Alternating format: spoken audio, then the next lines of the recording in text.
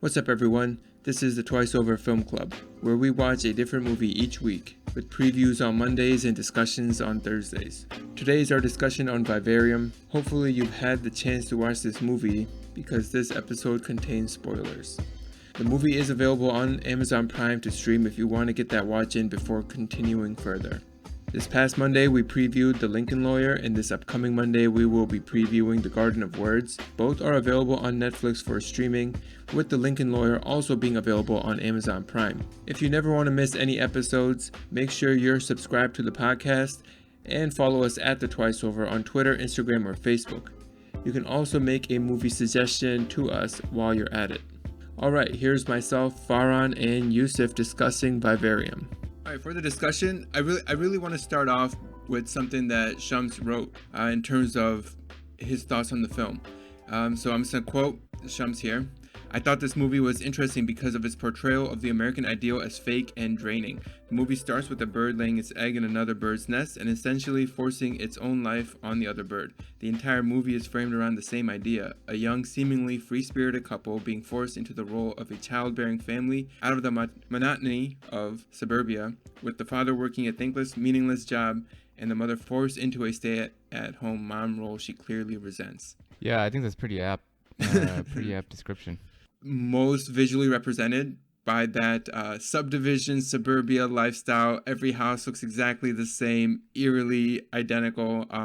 And the one thing what were you guys' thoughts on that sales, or I guess it's a salesperson, when they go into initially look for a house, and this guy, I mean, this is going to get into like a little bit more into the sci-fi thing that Yusuf briefly mentioned in the preview, but what was all that? I didn't get it. Like, what was his role in this theme that they're trying to present here? He's the child. He's the grown-up child. He's a grown child, but like, how does that fit into him having them go into this suburban lifestyle? He's what draws them there. No, right. Like, functionally, he's what draws them there. But how does he fit into like the larger allegory of like the monotony of suburbia, as Shum said? I don't think it does in a perfect way, and that's kind of what I was getting at in the preview, where I was kind of saying there's multiple kind of angles that they're kind of like jamming together. That is more about, we start out with that cuckoo bird kind of invading the nest of another bird, right? Mm-hmm. And that's an analogy they play up a lot. And in fact, there was moments in the movie where they almost like literally inserted the bird analogy. I think that didn't have a place in the suburban lifestyle analogy that they were making overall. It was kind of another interesting angle about how society works sometimes, but it's just like, it's not a perfect puzzle piece fit there. So I think the salesman, really embodies that parasitic nature, right? Because he essentially forces his child in some sci-fi shape or form, right? He forces that child onto another couple in another home, and his child is raised by that family and then goes on to essentially do the same thing to another family, right? So yeah. I think that's the sci-fi aspect, where we don't really know where this guy came from or what he is even. And I would suggest that he's obviously not human because of all the odd developments that we see with the child, right? Yeah. I disagree. I do think that he fit really well within the whole context. The first thing that I saw, or the first thing that I thought when I saw the guy on screen, was he's got mommy issues. I didn't even know what the movie was about. That's the first thing I thought. I was like, this dude, he reminds me of, if you guys have seen Arrested Development, Buster from Arrested Development. Yeah. You guys know what I'm talking about? Yeah. Oh, yeah. He's a much more realistic, or creepy, I would say, version of Buster. The dude just, something went wrong in his parenting, right?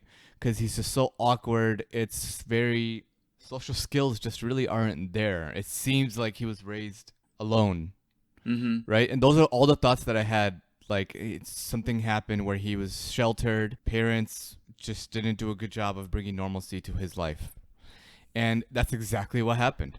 So that dude that we see, that salesman, he is the product of a couple like this, that father works a thankless, meaningless job as Shum Well, says. I think that they were trying to say that That this is the result of emotionally distanced parenting or whatever, yes. right? This is Yes. what happens when you screw up as a parent, basically, right? Right. Exactly. But there's also the idea that the parents here are being forced into this situation. It's not that they screwed up and got into it. They're literally trapped and forced into it. Like, is that trying to say like that's like the societal pressures and norms that we have, that we're more or less being trapped into this ideal? That's exactly what I took from it, that it's more so saying that like society as a whole kind of pushes you into these roles, whether you like it or not, and you may end up in that role without even realizing it, and suddenly you're kind of trapped in that lifestyle, right? Yeah. I think that's kind of what it was driving at. But I do want to say, like, to your larger point, Faraz, we don't understand what that freaking parasite that reproduces on its own and then shoves its child into other families. I like that part doesn't fit into the analogy though, right? But I do think kind of his function within the family and like how he doesn't develop properly, at least from our standards, right? That stuff is more that part straightforward. makes sense, yeah. Yeah. So that's kind of where I You don't drew think the it line. fits with the cuckoo analogy?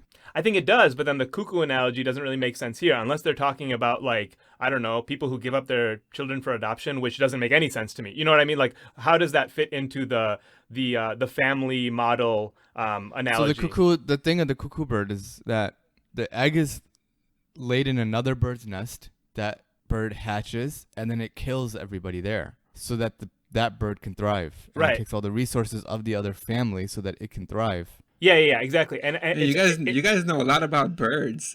I didn't know any of this. Oh, you didn't. So I mean, Yeah. I think it's actually interesting to talk about that. But yes, Farhan, to your point, I think what we're saying is that doesn't fit into the human American lifestyles. family. I got you. Yeah, exactly. So it's two different things. Two Yeah. equally interesting things, I think. It's just that they're not a perfect fit together. But yeah, let's talk about the analogy itself. No, for a second, you are right? right about that. Yeah. Okay.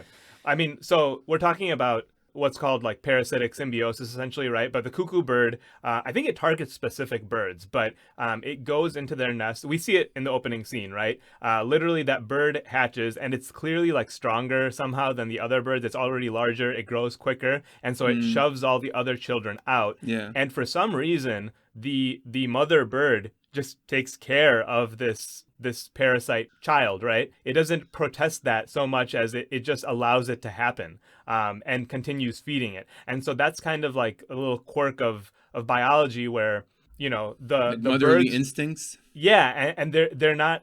It probably has something to do with evolution as well, where they're not like trained to recognize the difference somehow. And when they are, you know, maybe they evolve to a point where they are, but then, you know, the cuckoo bird equally evolves to fool them further. You know what I mean? So there's kind of like an evolutionary battle going back and forth. And so essentially the result is that the cuckoo always has some sort of target or victim, whether it's changing species over time, I don't know, but it's always finding someone to raise its child for it. I think that's super interesting, and, you know, undeniably what they're getting at with the parasite salesman, right? You guys know a lot about birds, but what do you know about bird law? Faraz, I have never been more proud of you ever Then this moment? than this moment. Oh, wow. Well, all we know is bird law is not governed by reason. Oh, man. Oh man. Is this, yeah. is this a reference that I'm not getting? I hope so. It's always sunny. Always It's sunny in always sunny. Philly. It is. I was hoping you were making like an extended Birdman analogy, and this is actually in the That's Birdman funny. universe. Yeah. This is how Birdman was born, guys. Yeah, I think that makes sense.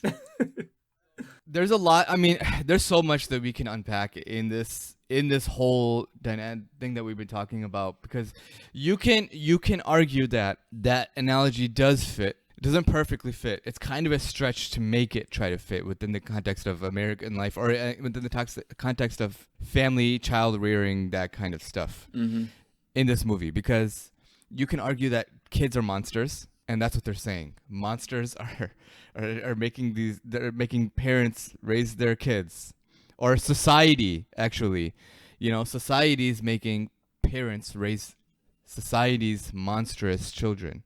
You can argue that point. Is it a stretch? Yeah, but I think that is kind of a little bit of what they're trying to say.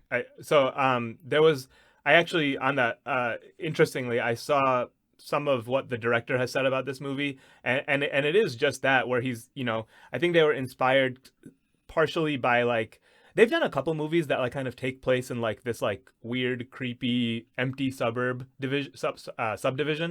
They've actually done movies like that before, interestingly. So this is like a parallel to some of their other movies. But I see. they've looked at like these like open lots, like these developers like build these huge housing developments, and it just like kind of like overtakes an entire area. And I think that is exactly what they're getting at. That like almost society is kind of injecting that into our lives by making all the marketing and all the expectations that society can set through the various means, right? That makes us kind of want that, but then we actually end up in a situation that was not quite what we were expecting. And you're kind of, I think in the director's words, in Finnegan's words, we're sort of trapped by these social contracts and actual contracts, right? With banks and so forth.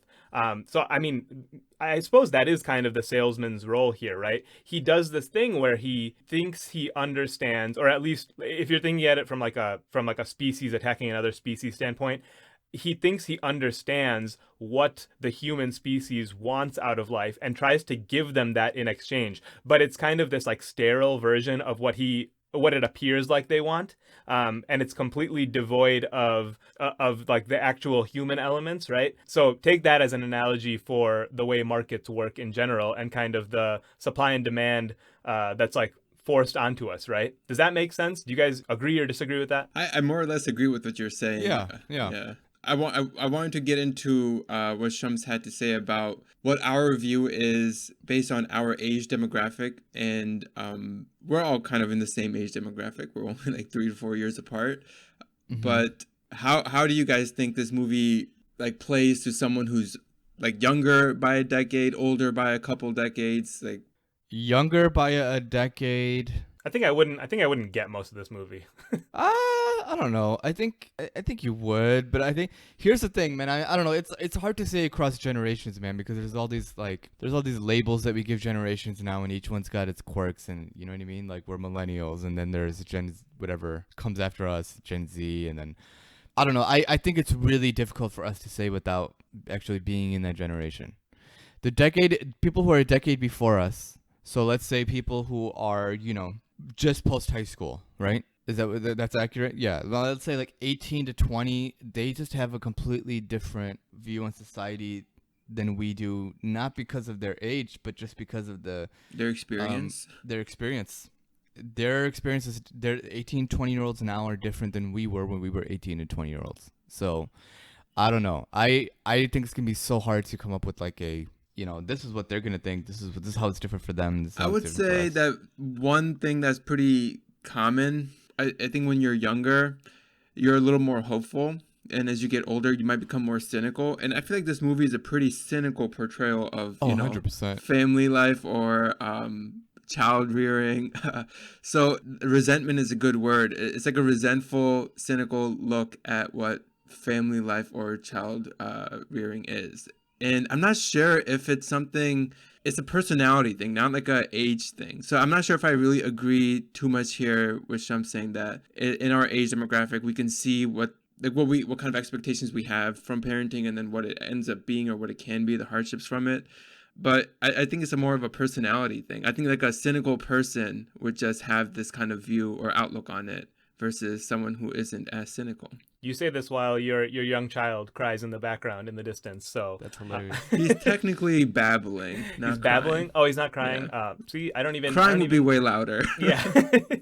I mean, I would say, I guess, I just wanted to point out that Shams kind of felt like, I think in his experience, being a new parent and all that has been really rewarding, and it has its moments, but like he's really enjoyed it, and I think he's trying to recognize that everyone does not have that experience, or I should say that sometimes it catches people off guard, like it does in this movie, and so that maybe that's just kind of like the functional aspect where they're kind of like they're rejecting it from the outstart, right? But I think that's Yeah. maybe just a function of the sci-fi component of this movie. Often it's like you think it's what you want, and then suddenly you realize it's not, right? I think it does a good job portraying that, and I'm not sure. I think I would have different thoughts on this movie at a different point in my life, perhaps. But I feel like I can see both sides of the coin as well. So maybe I don't totally agree. I don't know that it has like great rewatchability value, like in the future, to kind of get a different perspective, because you can kind of see both perspectives already. Yeah, I was gonna say one point I do agree with is the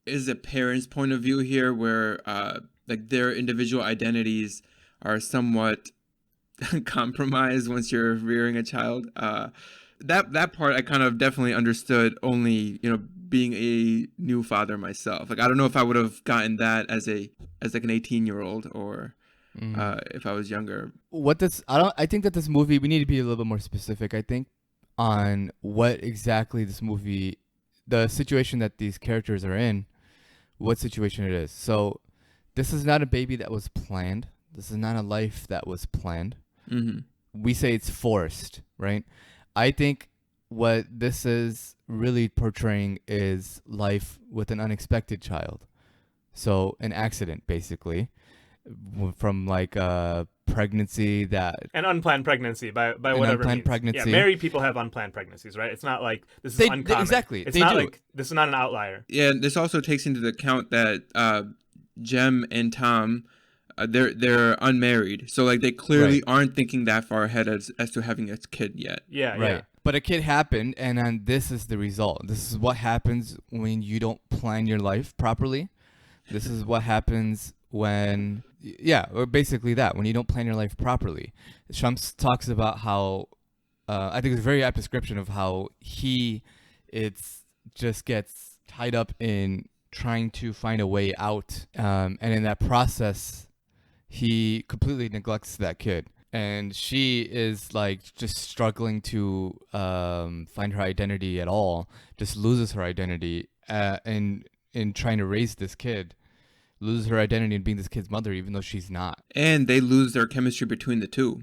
Right. And that's honestly and he talks about how that's an accurate description of, I'm not going to say marriage in general, I'm going to say marriage in these situations. And that is so accurate.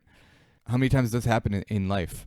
We come from a different, I am going to say here that we, me, Yusuf, and Farhan, Yusuf, and Faraz come from a very different background than 99% of America. I don't want to say 99. 75% of America. For 75% of America, this is a totally normal thing.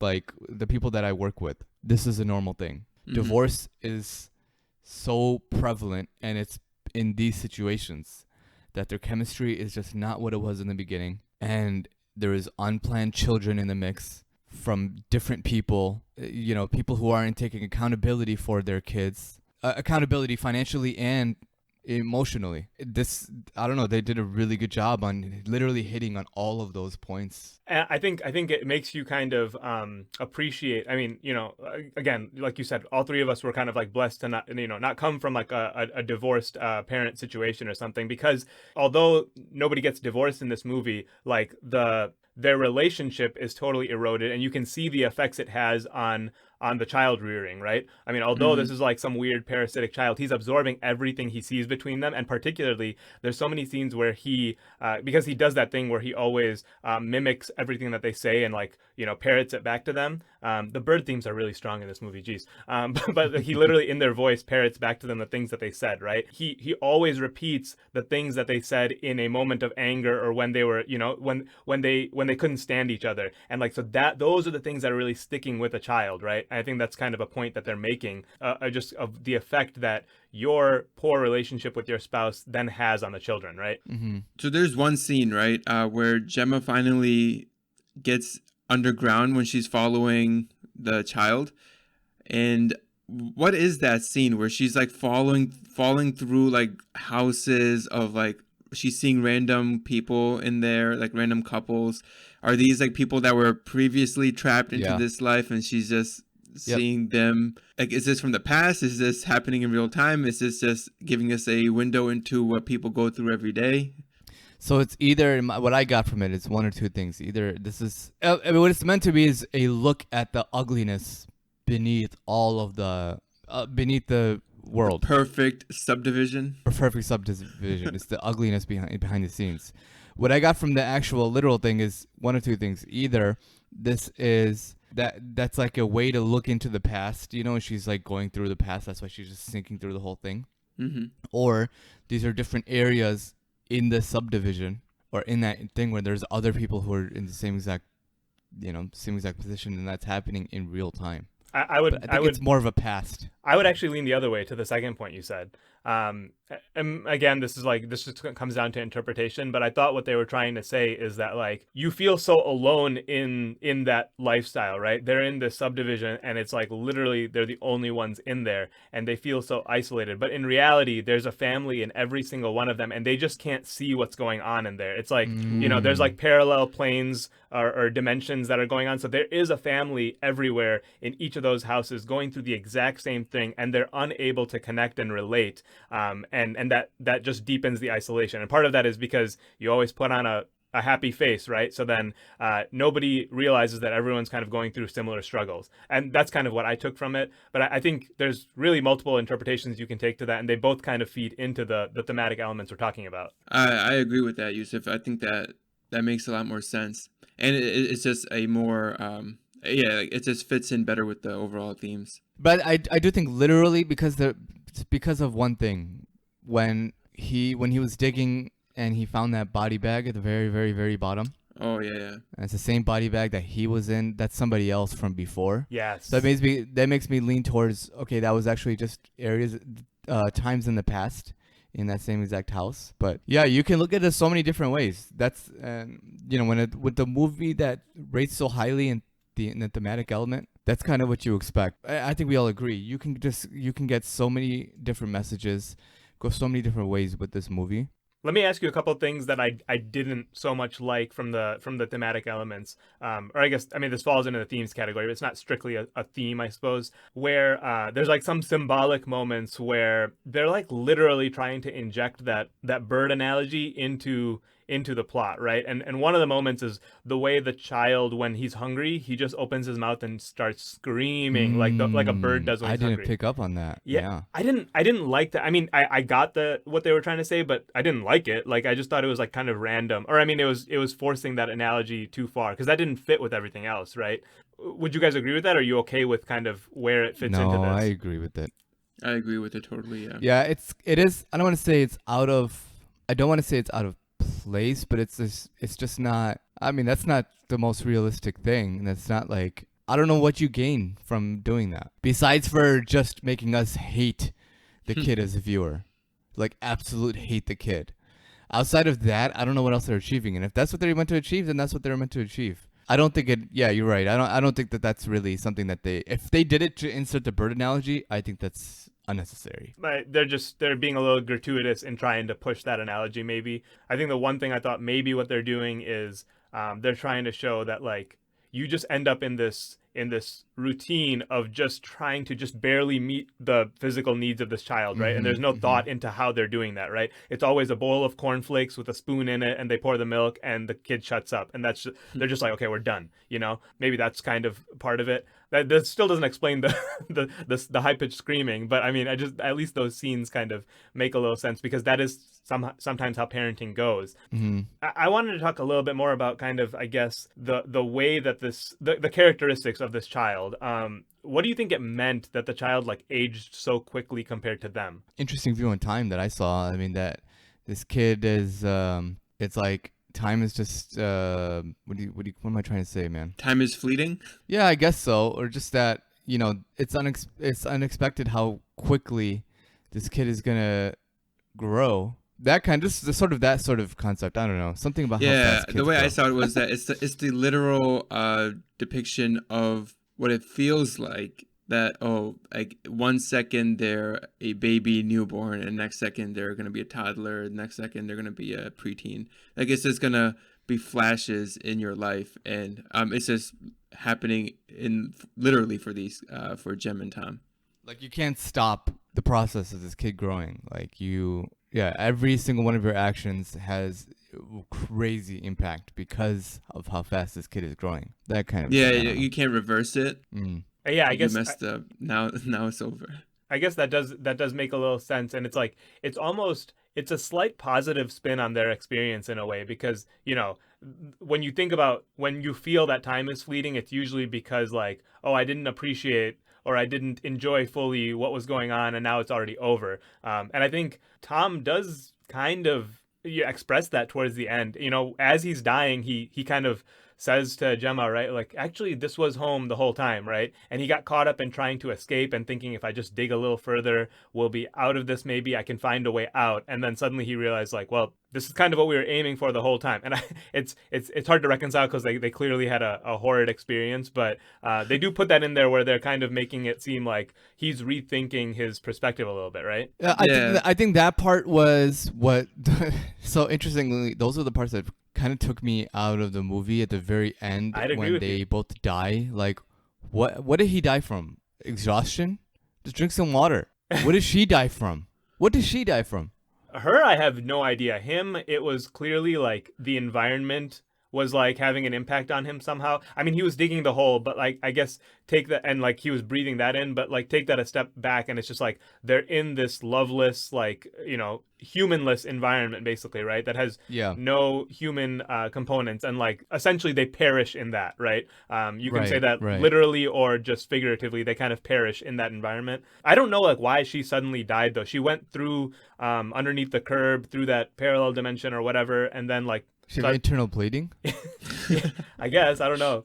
I'm trying to think like medically. Well, she wasn't even dead though when he zips her up. Like, she was still breathing. No, she died, and then he zipped her up. No. She says, "I'm not your mother," and she's still like looking at him, and then no, but then she died because when he's like zipping her up, like there's no movement from her. But I mean, no. I thought she was. No, maybe I should see it again. I don't know. No, think about it. To Faraz's point, I mean, whether it's like wherever that instant falls, on which side of the zip it falls, he's zipping her up. He's putting her in the bag before she's actually dead. Like, okay, your role is done. Yeah, that's true. I mean, they baited the monster, so you can see it. You can totally see it like that, I guess. Yeah, I mean, that's how empty nesters feel sometimes, right? That like, okay, like I've been a mother for the last how many ever years, and now what am I, right? I think that's a common sentiment. Mm-hmm. Yeah, deep. a lot of deepness to this movie. Oh, 100%. Yeah. I really, think this that's movie, all there is to this movie. Yeah, I think this movie is actually very, very deep, and that's probably where it goes. And I would say I think the narrative suffered as a result to a degree because it's so heavy-handed with it. Yeah, the writing as well, because it's so heavy-handed with that. And so you have to appreciate that aspect of this movie and understand that it comes at a cost in some of the other areas. It's very hard to make a movie that's perfectly well balanced and is gonna have all the elements to a perfection. That's very difficult because simply the way that these roles were written has an effect, a negative effect on the writing, for example, and the plot as well. So, that's kind of a function of this movie. So I mean, and that's not a knock at all. It's just, you have to look at the movie and look at it from the lens of what it's trying to do. Mm-hmm. Good Very thoughts. Very accurate. Yeah. What are our overall scores for us? Our overall scores. So my tally came out to a 67. Yusuf at 68. Farn, you're at a 75. Interesting.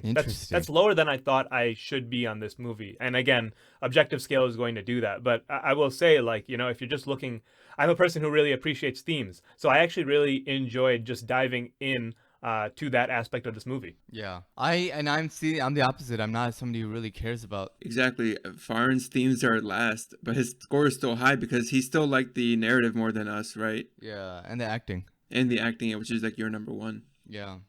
So I think that's pretty accurate to the what the critics have kind of rated this movie. Are you saying we're critics? Well, I'm just saying it's accurate to what the critics. We're mimicking them. We're learning their traits, and then we're just going to parrot them back to society. So we are a metaphor for this movie. Yeah. There you go, Pretty much, dude. There you go. Pretty much. All right, we'll leave it at that point.